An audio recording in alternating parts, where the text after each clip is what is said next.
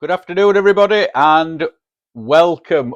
Episode 134, just passing through podcast. Saturday, 24th of February. It was the Emperor's birthday yesterday. I have absolutely no idea how old he was yesterday, and quite frankly, I do not give a flying fatatsu, as we say here in Japan. But we got a day off for all his efforts.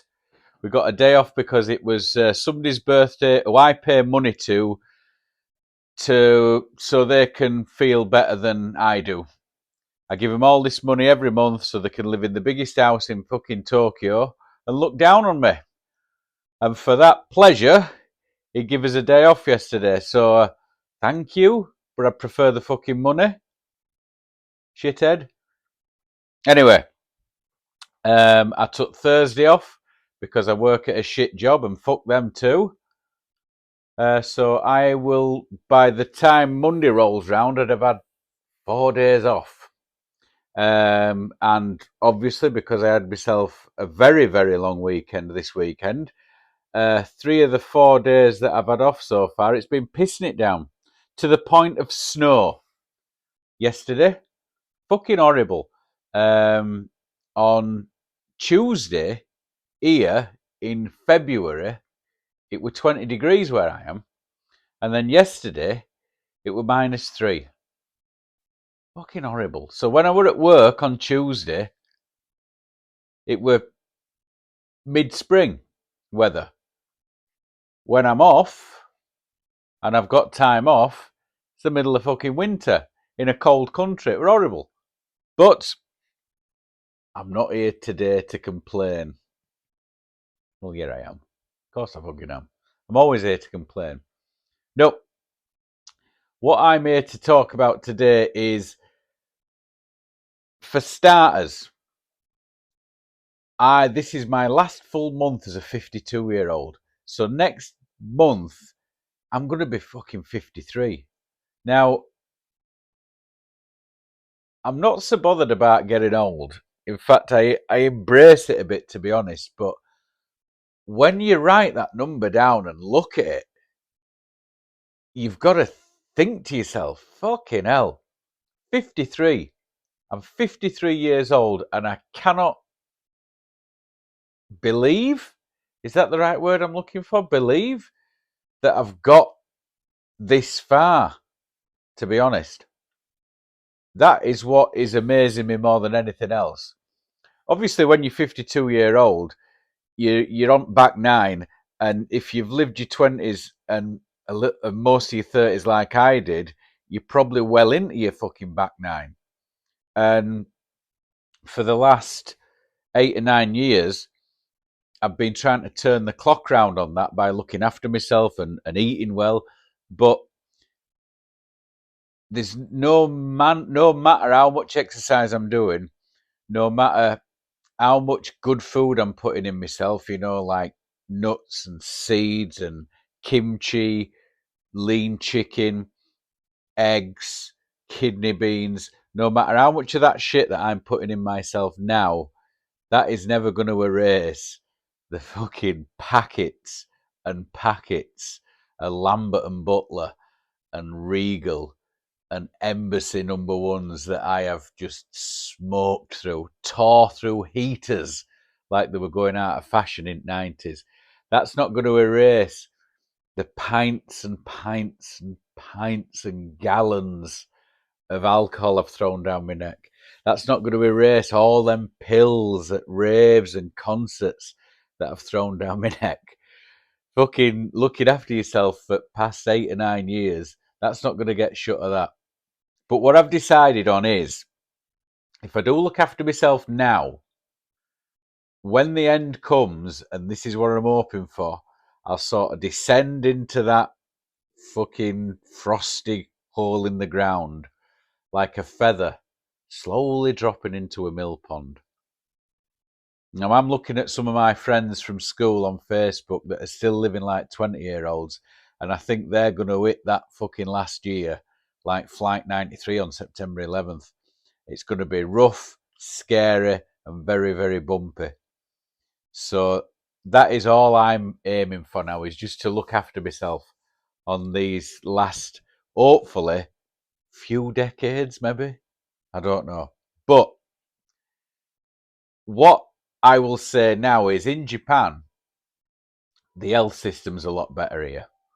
They've got more experience looking after old people because 65%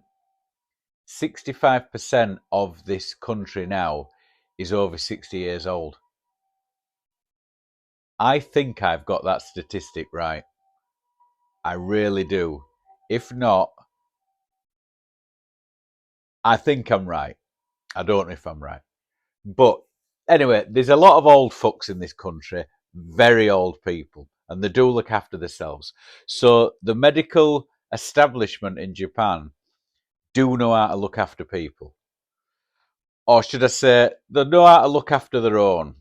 Now, 2019, I'd planned this holiday to Thailand with the family for about 2 years.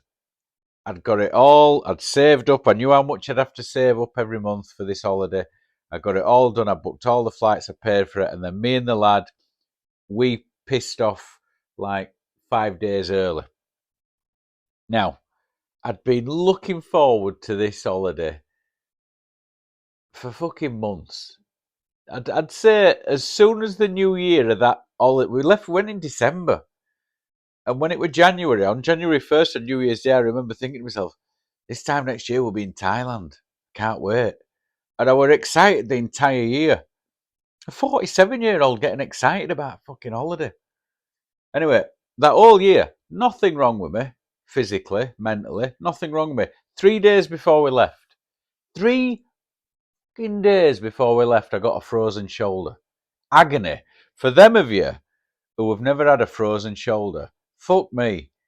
It's awful. It's fucking awful. The worst kind of pain, and you can't get away from it. You cannot get away from it. Just having a check there to see if I'm still recording. No, you can't get away from it. It were in my right shoulder, and thank fuck, because the pain that shoots down your arm, if it were on your left side, you'd think you were having a major heart attack. So it started niggling, middle of my shoulder blade at back. It started niggling about 3 days before I went on holiday. I thought, this will be right. I'll just check it off. And then as I'm on the train to Narita, I couldn't do anything.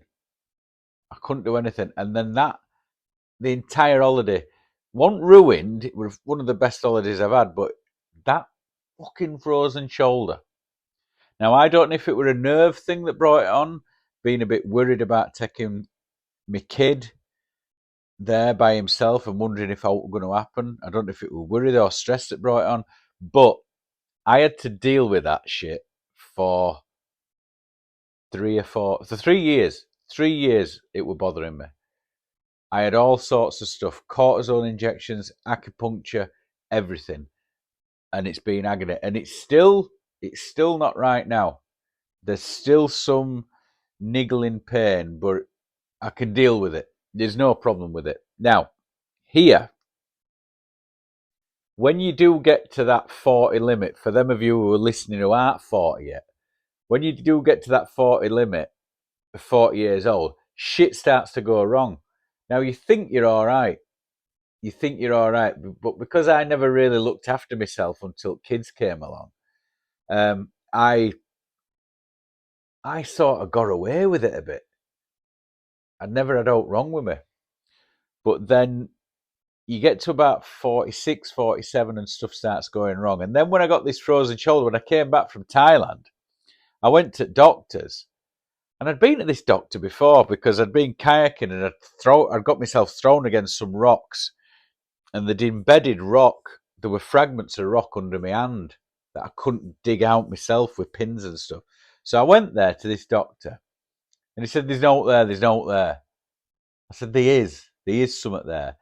He X-rayed me, and there was something there. And I went, "Oh, sorry." And then he sent me off to hospital, and then they had to give me a local and dig it out themselves, and they got it out. I went back to this fucker with a frozen shoulder, it was starting, my arm, my right arm was starting to wither. It was starting to wither because I couldn't use it for out.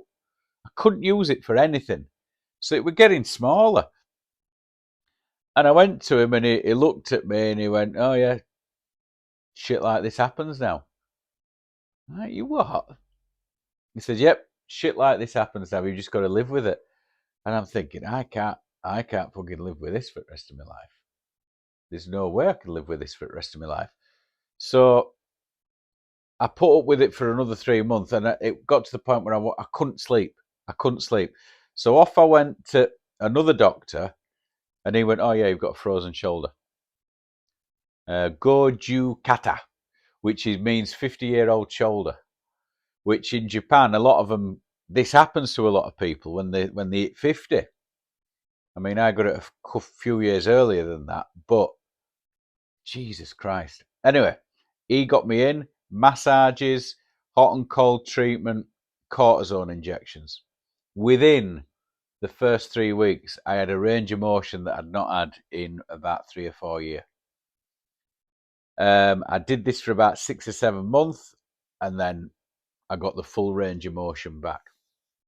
I had to go back in for a couple of boosters when the muscle tightened again. But since then, I've been fine. Now, because we were in COVID, I was going backwards and forwards, and it were no problem. It were no problem. But then, I think another fucking stressor. It must be a stressor.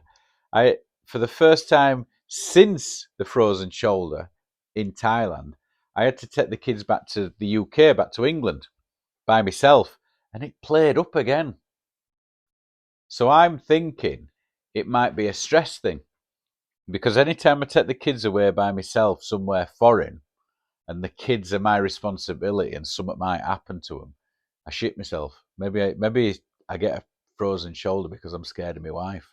Because if what happens to kids while I'm looking after them, I wouldn't be so worried about what's happened to kids, but about what my wife's going to fucking do to me. So maybe that's what brought it on. I mean, I flew all the way back from Manchester to Singapore, Singapore to Bali, Bali back to Singapore, Singapore back to Japan. And even though wife had met me in Singapore, my shoulder played up the entire way. I could not get any sort of rest or sleep on the plane over that entire time because of my shoulder. So it ruined it again. Yeah. So the doctors here, although they do look after their own, when it comes to foreigners, or in my experience, they weren't so forthcoming in looking after me. Fuckers. So that's something that you've got to, just another thing you've got to worry about when you're getting older in a foreign country. Now, another thing that's happening to me, which, in my head, I still think I'm 26. But then you say, are you 26? Are you really 26? Could you go out now and go out? Right, okay, you're 26-year-old. What were I doing when I was 26-year-old? You say you feel like you're 26? Right, 26-year-old. It's Saturday. I'm living in the UK. So you're getting up and you're having yourself a breakfast. It's not healthy. You might have a full English. If it's an away day, you're definitely going for a full English breakfast. You're getting on a coach and you're going to some away stadium to watch football. So let's say it's about an hour or two away from your hometown. Say you're going to Leicester or Blackpool or maybe Everton, somewhere like that. So you're meeting up at a cafe at about 12 o'clock. You're having a full English breakfast. You're getting on a coach or a train with 4 cans. You're throwing them 4 cans down your neck. You get into the stadium about an hour before kickoff. You're going into a local pub. You're having a couple of pints there. That's 6. You're watching a game. You've got a bit of a fresh on. You have a pint at half time, 7 pints. I'm 26-year-old, so I'm probably 10 cigs in, because you could smoke in stadiums then. I'm probably smoking 10. I probably had about 10 cigs. Full-time blows, back to the pub, you're either getting on a coach or you're getting back on train. You're having another 4 or 5 pints up way home. You are then getting home at about 7 o'clock. You go straight to a pub, probably staying in town, drinking all the time. You get to about 9 o'clock. You've made your way up to Wesley Hotel, and then you're meeting your friends who are not Bradford City fans, who have not been to the game, and you're meeting them in Wesley Hotel. You've got that friend that comes with the pills. So he turns up, you buy 3 or 4 pills off him, you drop your first one. You're waiting for that buzz. It's already sitting on a full English breakfast and about 10 or 12 pints that you've had over throughout the day. You're feeling your buzz. You have a few more pints, second pill, and you're off to Underworld. You're in Underworld, you're dancing all night. Your other 2 pills are taken somewhere between the midnight to 1 o'clock or the 11 to 1 o'clock, and you are having the fucking time of your life. If you're in a particularly good place that night, you've picked up a woman. That would probably happen about once a month, or if you're on a roll, once every 2 weeks. So you've picked up somebody, let's say it's a lucky night, you've picked up somebody, back to her place. More drinks at her place. I don't know what she's into. She might chop a line out for herself.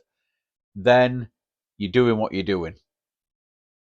If it's summer, if it's June, July time, sun's coming up around 4 o'clock. So you've seen the night out. So you do what you've got to do. You pass out. You're waking up about 10 o'clock. Where am I? If you're over in fucking Shipley or Saltaire or somewhere other side of Bradford, you've got to get yourself home. Do that walk of shame. Buses aren't running well. Buses, terrible public transportation system in the UK. So you do the walk of shame to interchange, or you get yourself a taxi home. Get yourself a taxi home. Get home. Your mate is already getting up. Maybe it's about 11 or 12 o'clock. You're walking in. You're getting straight in shower. Shit shower, shave, shampoo. Get yourself sorted. You've had no sleep whatsoever. And then it's the dinner time session. You go down to the pub around lunchtime, few pints, drink until afternoon, and then a Sunday night in pub. So you have had no sleep from 10 o'clock or maybe 9 o'clock on a Saturday morning until you get into bed at 10 o'clock on a Sunday night. That's pretty much how I was living as a 25, 26-year-old. And when people say at 53, I still feel like I'm 26, bullshit. Bullshit. You don't feel like you're 26 because you could not do what you were doing then. You might feel like it in here, but I have no inkling or no desire, should I say, to go back and even attempt to try and do 25% of what I've just described to you there. I think you'd be, because what it does, you borrow from the next day. Now, when you're 26, you're only borrowing a few hours. Well, if you have a day like that, you're only borrowing a few hours from next day because you're just up and at it again. But if I try to do that now on a Saturday night going into Sunday, I don't think I'd be right until the following Thursday. I honestly don't think I'd be right for a good chunk at following week. So, yeah, looking at that 53 on paper. But then if I were to go back in time and put my arm around that 26-year-old and say, look how you live, look how you're going to be living 26 years from now, he'd look at me and go, what have you become? What the fuck have you become? You look at this great foundation I've put down for you. What have you become? Then if I tell him, well, look, between you now and me now, we've done some fucking shit. I think we'd come to some sort of compromise. I really do. Now, that's the physical part. That's the physical part, what it does to your health. Looking at my fucking face, my face is starting to fucking change. Now, I've never been a fucking handsome man. Never. And before you go, oh, no, no, no, no. No, I think don't put yourself down, Darren. Don't put yourself down. Bullshit. I have probably been a 7. Now let me try and word this right. I have probably been a 7 out of the 50, coming up to 53 years on this earth. I've probably been a 7 5 of those days. And they've not been consecutive days.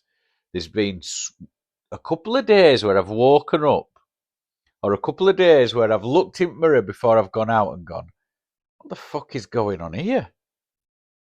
And I've looked at myself thinking that doesn't really look like me. I've no idea who that is. And I've gone out and picked up women that are astronomically out of my league.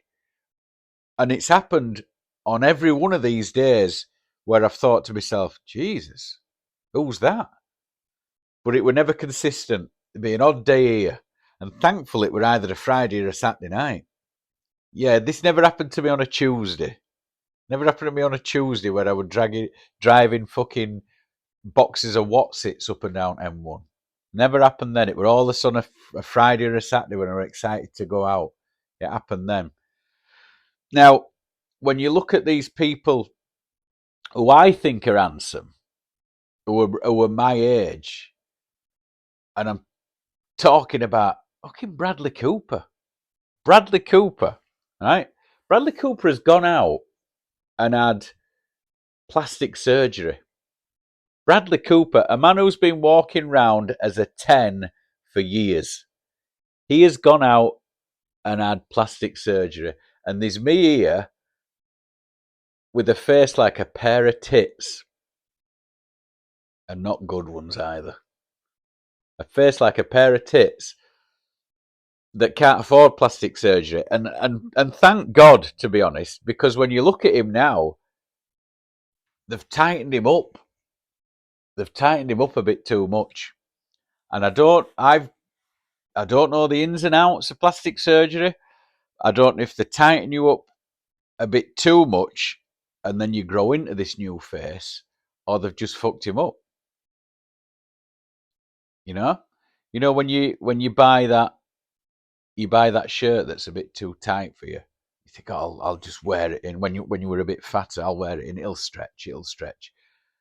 They've tightened him up. If you go and have a look at the before and after of Bradley Cooper, it's not good. And Bradley Cooper, for fuck's sake, it's not as if he's ugly.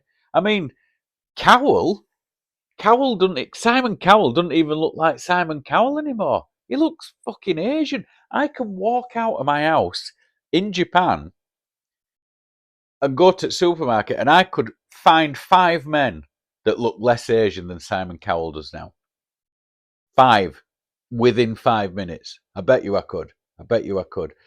So these men that are my age are going out and having plastic surgery. These men who have got more money than I will ever fucking earn are going out and having plastic surgery, and it's bad. It's fucking bad.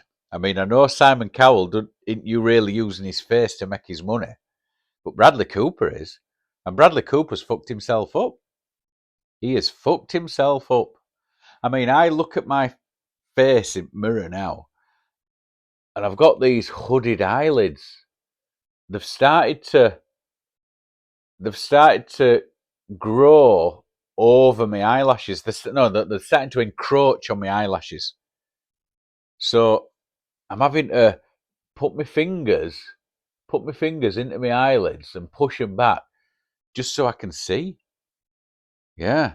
I mean, I've always had bags under my eyes. I've always looked like I didn't get much sleep. But this shit that's above my eyes, it's like you've got a ball bag on your eyelid. And you can have it done, but I think I'm just going to let it go. I'm not going to get out done. this thing here. I've got the chicken neck. For them of you listening and not watching, I've got I ain't got a double chin because I've lost weight. I ain't got a double chin, but I've got a chicken neck, and it's like a little scrotum, and it's only one, but it's starting to hang down, and I can catch myself from side and just look, and it's just hanging down. So that's only started last year or so. And because I've been working with these fuckers for 4 years, I don't have to work. This is my last month working with them. My face has changed because I've always been, every time I go there, there's no reason to fucking smile. No reason to smile whatsoever. So under my bottom lip, I've started to get these two wrinkles here that are just there all the time now. Because I'm either going, oh, this twat, and eye rolling. So my face has changed because I've been working with pillocks. But from April, that's all changed. From April, that's going to all change. Yeah. So, hitting 53, for them of you who are getting up there, getting up to your 40s and your 50s, it is the number, and you're shitting yourself about the number, but I'll bring it back. Don't give me a minute. Give me a minute. I'm just going to bring it back to you. 20s, you were having the time of your life. You thought, this is it. This is fucking life. This is fucking life. Boozing, smoking, women, pills, concerts, live music, no kids. Fucking fun. 30s. 30s, I'd just left and travelled and did the exact same. But you can feel it slowing down. 40s. 3 hours and 58 minutes into my 40s, a child appeared. So I thought, right, I've got to sort this out. My life, I'd already stopped drinking about 2 or 3 years before then, anyway. So I already had that foundation. But 40s, let me tell you, 40s and 50s, I mean, I'll be 3 years into my 50s next month. That 40s and 50s has been the best. That's been the best time. So all this looking down at that number going, oh, don't worry about it, because you're having the good times now, or I'm having the good times now. And I know it's going to be different for women, because women put a lot more effort into how they look more than men. Men can still get that younger woman when they're older, if they have a bad marriage or something. But you can still get a younger woman when you're older. But you can stop your complaining, women, because when you were 18, 19, 20, 21, you weren't fucking with us when we were that age. We wanted to date you when you were that age, but you were off with your 30-year-old who had the fancy car and the nice apartment. You didn't look twice at us now. And then the tables turn when you get older. So now it's our time. Do you see what I'm saying? You didn't fuck with us then, and we don't want to fuck with you now. But there is a sweet spot where it sort of crosses for 2 or 3 years. Yeah. So we do have our day. So what I'm saying to you is, for them of you getting up there, don't worry about it. For them of you getting up there to where I am, don't get plastic surgery. Because even the fellas with fucking cheddar, even the fellas with the coin are getting it. And it's not good. Old Satoshi Cowell is more Chinese than Bruce Lee. Bradley Cooper. Bradley fucking Cooper. A 10. A solid 10. Plastic surgery. Fucked himself up. Don't do it. Don't fucking do it. I am going to have a fucking face that will look lived in. My face will look like a fucking unmade bed by the time I'm done. I promise you. Anyway, That's my rant for today. I will see you all next week. Thank you very much. Don't fuck with your face.